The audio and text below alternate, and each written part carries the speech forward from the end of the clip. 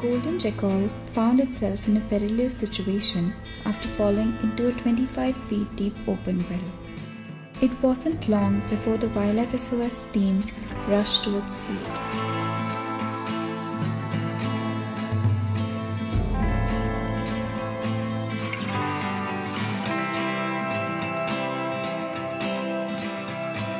Upon reaching the site, they realized it wasn't alone.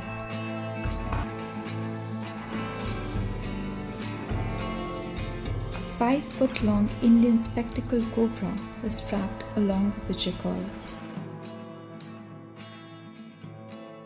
This is a unique situation. We have come across a cobra and a jackal in the well. Even though cobra bite can kill a jackal, and even jackal can kill a cobra in the attack, because they both understand the danger they are in the well, and it seems to look like they had formed an unspoken agreement not to harm each other.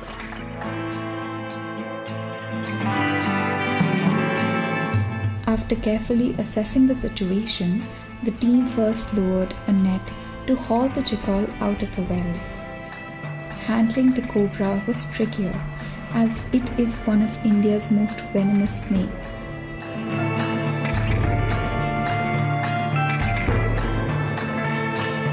But one of our rescuers bravely climbed into the well and safely extricated the snake.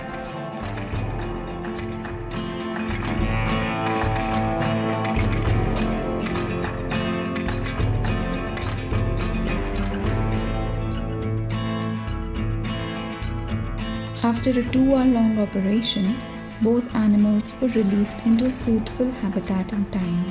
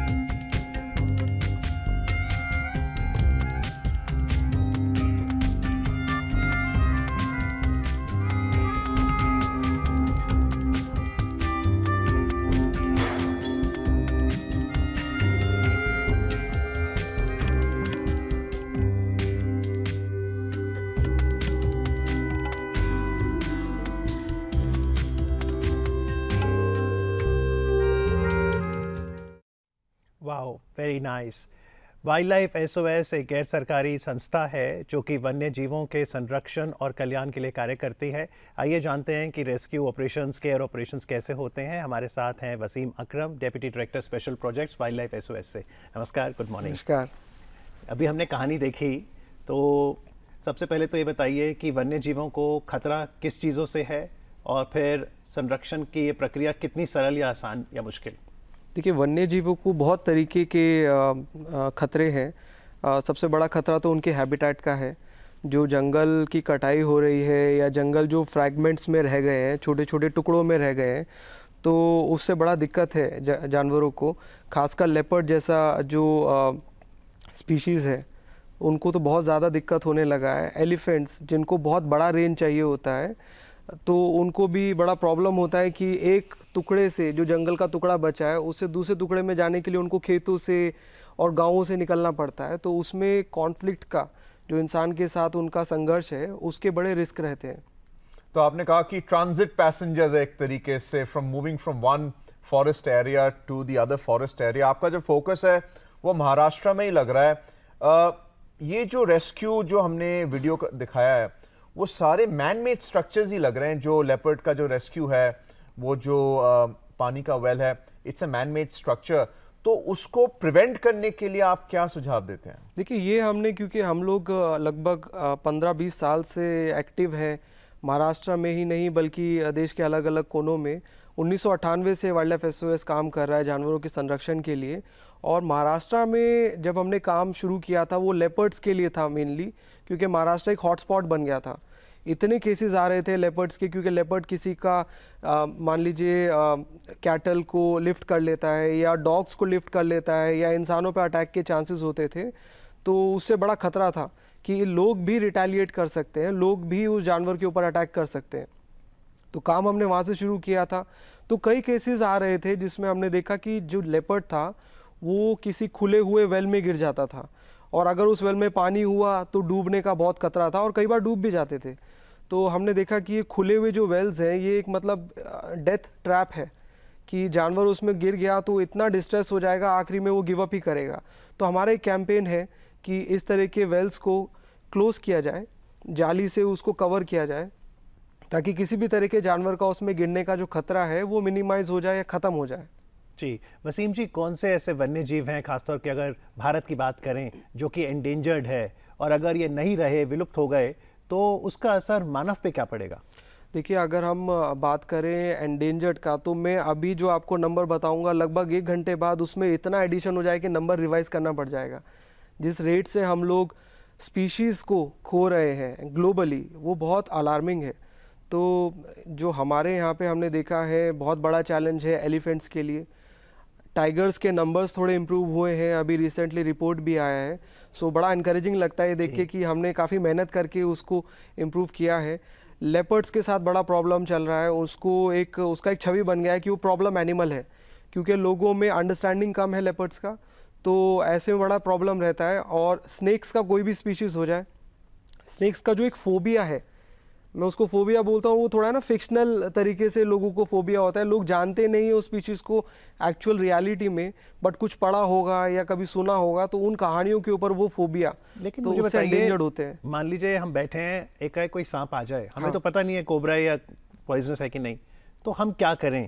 और उसके rescue के लिए क्या wild life SOS को भी call लगाया जा सकता है? बिल्कुल बिल्कुल। अगर कोई ऐसा स्नेक का साइटिंग होता है, कई बार लोग कहते हैं कि हमारे घर में, कमरे में, बाथरूम में स्नेक है, कुछ नहीं करना है, दूरी बना के रखिए, अप्रोच मत कीजिए उसको।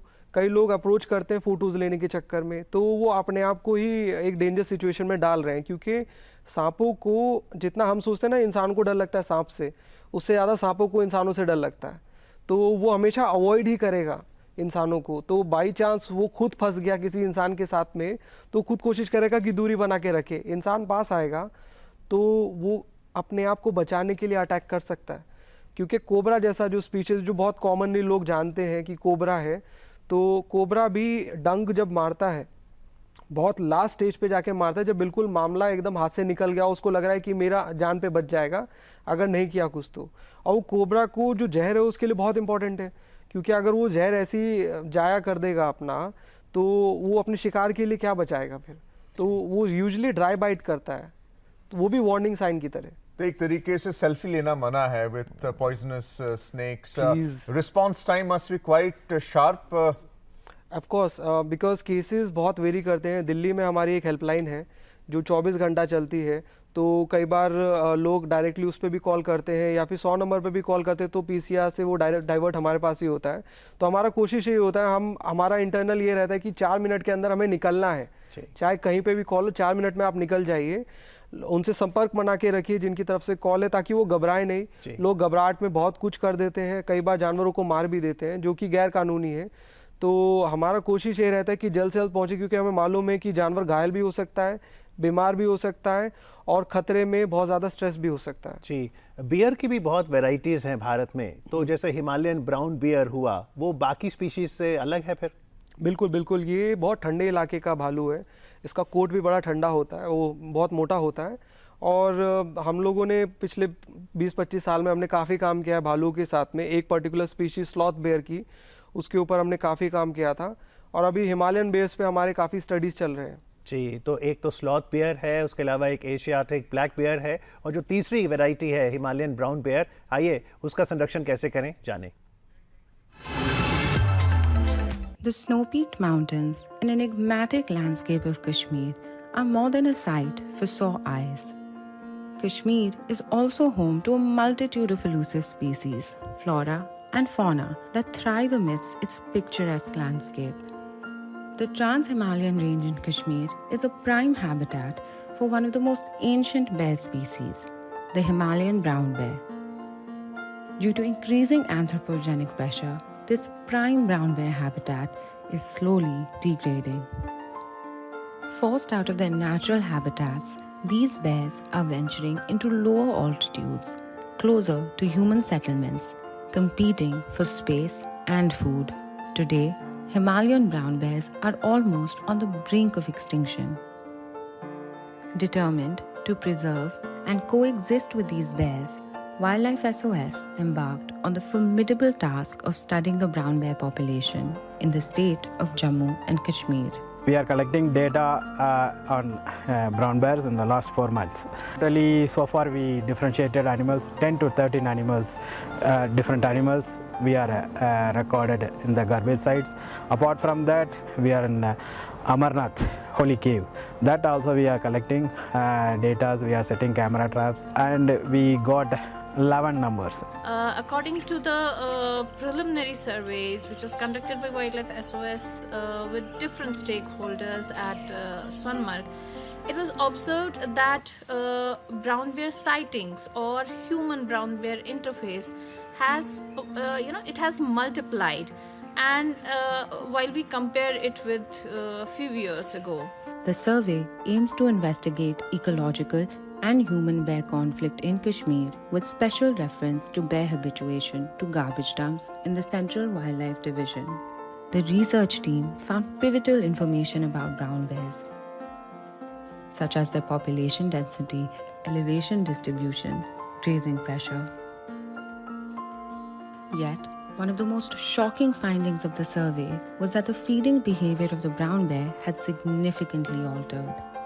Scat analysis revealed that 75% of food items consumed by these bears were scavenged from garbage. Out of 408 scat analyses, 86 scats were found to have plastic carry bags, milk powders, and chocolate cover. Some scats even had remnants of glass and high-calorie foods that can be hazardous to the overall health of a bear, reducing its lifespan. 62% of camera trap footage had garbage foraging sequences, revealing the extent of this quandary. Most of the bears seem to have forgotten their original feeding behavior, having become habituated to the easily accessible feeding grounds created by garbage dumps. Such behaviors can be extremely dangerous and passed on from mother to cub, leading to a complete loss of a bear's natural instincts to forage. Having understood the various challenges to coexistence, the Wildlife SOS team submitted a comprehensive list of recommendations to multiple stakeholders, such as the Wildlife Protection Department, J&K Tourism Development Authority, and so on. These recommendations included tactics like fencing garbage sites, locating them strategically, and even radio collaring of the brown bears to understand these elusive creatures more. The Wildlife SOS Brown Bear Survey has the power to bring about a revolution in the field of conservation and create a world centered around coexisting with brown bears. Well, that's an insight into the Himalayan brown bear project, and the real cause really for conflict is the open garbage dumps. And what is the government doing along with the NGOs to ensure that this addictive behavior on the part of bears is somehow stopped? And we have with us, of course, Wasim Akram with the NGO Wildlife SOS. He's the Deputy Director. Wasim, once again, a warm welcome. The wildlife segment का जो दूसरा part है, हम Himalayan brown bear पे बात कर रहे हैं. You had already given us a brief. It's in the Trans-Himalayan range. But जहाँ पे आप rescue operation, जो आपकी primary responsibility, यहाँ पे it seems the responsibility is extra. जो open garbage dumps हैं, इसको जब तक आप close ना करें, fence ना करें, तब तक this problem is going to perpetuate. So how do you deal with it? It's a big challenge, क्योंकि हमें लोगों को अवेयर करना बड़ा ज़रूरी है. ये जो प्रॉब्लम है, इसका कोर यही प्रॉब्लम है कि रिस्पॉन्सिबिलिटी नहीं है टूरिज़्म में। लोग चले जाते हैं, जो सैलानी लोग जा रहे हैं वहाँ पे, उनको आइडिया भी नहीं होगा कि यहाँ पे भालू जैसा कोई चीज़ है। और अभी साइटिंग्स बढ़ता जा रहा है, तो हमें समझ में आ रहा है कि उनका एक डिपेंडेंस बनता जा रहा है इसके ऊपर, ये एक एडिक्शन ही बन जाएगा फिर आगे जाके। तो बहुत इंपॉर्टेंट है कि स्टेक होल्डर्स में जो सबसे इंपॉर्टेंट स्टेक होल्डर मैं मानता हूँ वो पब्लिक है। तो उनको ये समझना ज़रूरी है कि ये बहुत खतरे का बात है, और ये गार्बेज बिन्स का जो प्रॉब्लम है ये एक ऐसा लेवल पे पहुंच जाएगा कि फिर ये डील ही नहीं कर पाएंगे इससे प्रॉपर्ली। जी बिल्कुल। इस महीने की 5 तारीख को विश्व ने पर्यावरण दिवस भी बनाया, जिसकी थीम थी बीट द प्लास्टिक पॉल्यूशन। तो बहुत ज़रूरी है कि हम ये प्लास्टिक पॉल्यूशन और गार्बेज से निपटें, ये हमारे लिए और वन्य जीवों के लिए ज़रूरी है। लेकिन क्योंकि आज की तारीख 14 जून, हमने जैसे बताया भी वर्ल्ड ब्लड डोनर डे है, तो मानव को जब ट्रीटमेंट में ब्लड चाहिए तो मानव ब्लड देता है। जब आपके ट्रीटमेंट केयर सेंटर में आप एनिमल्स को ट्रीट करते हैं, उनको भी क्या ब्लड की ज़रूरत पड़ती है? ऐसे केसेस तो नहीं आए हैं जिसमें ट्रांसफ्यूजन्स वगैरह हुए हो, और ये बड़ा स्पेशलाइज्ड केस है। मैं वैसे वेट तो नहीं हूँ, मैं कंजर्वेशन बायोलॉजिस्ट हूँ, बट ट्रॉमा के केसेस होते हैं जानवरों में। हमने ऐसे केसेस भी देखे हैं कि जानवर को कार्डियक अरेस्ट भी हुआ है, वो इतना ज़्यादा डिस्ट्रेस होता है। तो ऐसे केसेस में कितना उसको सीडेट करना है, कितना जल्दी उसको सीडेट करना है, और सीडेट करने के बाद रिवर्सल कितनी जल्दी देना है, ये सब बहुत बहुत टेक्निकल और बहुत स्पेशलाइज्ड चीज़ें हैं। तो एक बड़ा माहिर वेट चाहिए इन चीज़ों को करने के लिए। एक वक्त में फिर आप एक एनिमल को रेस्क्यू करते हैं या मल्टीपल एनिमल्स को रेस्क्यू? Multiple cases. हमारे पास बहुत बड़ा टीम है वेट्स का, और काफ़ी ट्रेंड काबिल लोग हैं जो बड़े पैशनेट है अपने काम के बारे में। हमारे पास कोई ऐसा स्टाफ है ही नहीं जो 8 घंटे के लिए काम कर रहा है। अच्छा। हर कोई 24 घंटा अवेलेबल है। तो केसेस आते रहते हैं, और समय मौसम के हिसाब से भी बदलते रहते हैं केसेस। दिल्ली में इस समय डिहाइड्रेशन के बहुत केसेस आ रहे हैं। लोग कॉल करते हैं, बोलते हैं कि आसमान से चील गिर गया। अच्छा। सो इस तरह के केसेस हैं, और डिहाइड्रेशन में भी अगर आप टाइमली ना करें तो वो भी बड़ा फेटल हो जाता है। जी अर्जुन, मेरे जहन में एक और जिज्ञासा आती है, क्योंकि मौसम का जिक्र कर रहे हैं वसीम। अब देखिए, इन दिनों हम भी चेतावनी दे रहे हैं कि बिपरजॉय आएगा, आज और कल उसका असर दिखेगा गुजरात और महाराष्ट्र के कोस्टल इलाकों में। तो हम मानव को तो इवैक्यूएट की बात करते हैं, लेकिन वहाँ अगर वाइल्ड लाइफ हो तो क्या उनको भी हम फिर प्रोटेक्ट करें? If you're asking me, I'm the wrong person to respond. But climate change, Amit, is a major issue, and I think, as a layman, I'm not an expert, one can certainly say that to predict, to take timely action has become more difficult. It's not just for animals, but for human beings also. And I'm sure animals have an instinct to survive. They're able to detect when there is danger. But I think it's a relevant question. How do they escape from the perils caused by man? It depends. I mean कई बार ऐसा होता है कि जानवर को अंदेशा हो जाता है, आप सही कह रहे हैं, एक नेचुरल इंस्टिंक्ट है उनका, तो उनको वो भांप लेते हैं खतरे को, और उनके इंस्टिंक्ट्स बड़े स्ट्रांग होते हैं। आप एक जानवर को एक जगह से दूसरी जगह भी भेज देते हो तो उसका होमिंग इंस्टिंक्ट जैसे होता है, जो कहते हैं ना कबूतर वापस आ जाता है, वैसे ही सब जानवरों में इंस्टिंक्ट होते हैं। तो वो भांप लेते हैं इन चीज़ों को, और वो खुद ही मतलब इतने सक्षम है कि वो अपने आप को अपना ध्यान रख सकते हैं। लेकिन अनफॉर्चुनेटली जब वो अपने हैबिटेट से बाहर आ जाते हैं, एक एलियन एनवायरनमेंट जैसे कि इंसानों का इलाका, उसमें उनको बड़ा स्ट्रगल हो जाता है। कुछ तो फिर भी स्पेशलाइज्ड हैं, जैसे लेपर्ड्स है, वो फिर भी कहीं ना कहीं कोएग्जिस्ट कर लेता है, बट कई जो है खतरे में फंस जाते हैं। जी, आप जो लोकल कम्युनिटीज़ हैं उनके साथ कैसे काम करते हैं, क्योंकि उनसे बेहतर एनिमल बिहेवियर को कोई नहीं जानता? ये बहुत अच्छा सवाल है। लोकल कम्युनिटीज़ तो सबसे की स्टेक होल्डर है जहाँ तक मैं मानता हूँ। अगर वो लोग ऑन बोर्ड नहीं होंगे तो आप जितना मर्जी पॉलिसीज़ का जोर लगा लीजिए, वो ऑन ग्राउंड आपको सक्सेस नहीं दे पाएगा। तो हम जाते हैं, हम समझते हैं उनसे कि उनको किस तरह का खतरा महसूस हो रहा है, किस जानवर से खतरा महसूस हो रहा है, उसके हिसाब से हम लोग उस पर काम करते हैं, उनको अवेयरनेस करते हैं कि लेपर्ड्स के बारे में जो एक इमेज बन जाता है तो उस इमेज को कैसे तोड़ना है, और उनको सही तरीके से कैसे समझाना है लेपर्ड्स के बारे में। तो वो चीज़ ज़रूरी है। अब लद्दाख में जैसे पहले बहुत होता था कि स्नो लेपर्ड का रहता था कि स्नो लेपर्ड से प्रॉब्लम है, तो जब स्टेक होल्डर्स ने सोचा कि वो प्रॉब्लम तो स्नेक होल्डर उसका है, स्नो लेपर्ड का है, लेकिन जब ऑन फील्ड सर्विस हुई तो लोगों ने बोला स्नो लेपर्ड से तो हमको प्रॉब्लम ही नहीं है, हमको तो भालू से प्रॉब्लम है। तो ये चीज़ समझना ज़रूरी है कि ऑन ग्राउंड एक्चुअली में प्रॉब्लम क्या है। Briefly, time and cost factor क्या है for each rescue? It depends. अगर कोई वेल में मामला हो गया, मान लीजिए लेपर्ड हो गया, तो उसमें काफ़ी घंटे लग सकते हैं। और मान लीजिए किसी के घर में सांप है तो कोशिश यही रहेगा 10 मिनट में उसको आप सेफली रेस्क्यू करके निकल जाइए। तो हर चीज़ का देखना पड़ता है। हाथी का रेस्क्यू बड़ा टाइम और बहुत चैलेंजिंग होता है। और मान लीजिए कोई रोड एक्सीडेंट केस है, दिल्ली में सर्दी के टाइम पे क्योंकि धुंध इतना ज़्यादा हो जाता है, रोड एक्सीडेंट बहुत होता है। नीलगाय जैसा जो बड़ा जानवर है, 150-200 किलो का जानवर है, तो ऐसे केसेस में टाइम लग जाता है उसको संभाल के वहाँ से निकालने में। जी 30 सेकंड शेष बचे हैं। जो हम कभी देखते थे सर्कस में भालू, हाथी या रोड साइड पे हमें स्नेक चार्मर दिख गए स्नेक्स के साथ, ये इलीगल एक्टिविटी है? बिल्कुल बिल्कुल इलीगल है। 1972 से ये सब इलीगल है। हमारा कानून है wild life protection act of India, उसमें ये सब चीज़ें इलीगल हैं। जानवरों का किसी भी तरीके से कमर्शियल यूज़ करना, उनसे भीख मंगवाना, उनको कैप्टिविटी में रखना, इवन इंस्टाग्राम, यूट्यूब वगैरह में चैनल्स बना के उनकी वीडियोस वगैरह पोस्ट करना, ये सब बिल्कुल इलीगल है। और सारे एनफोर्समेंट एजेंसी बहुत मॉनिटर कर रहे हैं सब चीज़ों को।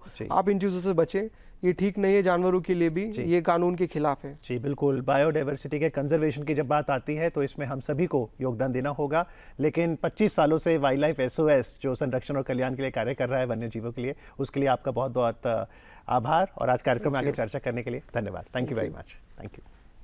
Well, next up is Shot by Chance and a very interesting look at the ecosystem at Bharatpur Bird Sanctuary in Rajasthan in terms of how that ecosystem is allowing birds to survive, how they're able to hunt for fishing as well. Let's have a look at what the Shot by Chance is, the brief glimpse of an important act by an animal in terms of the feeding.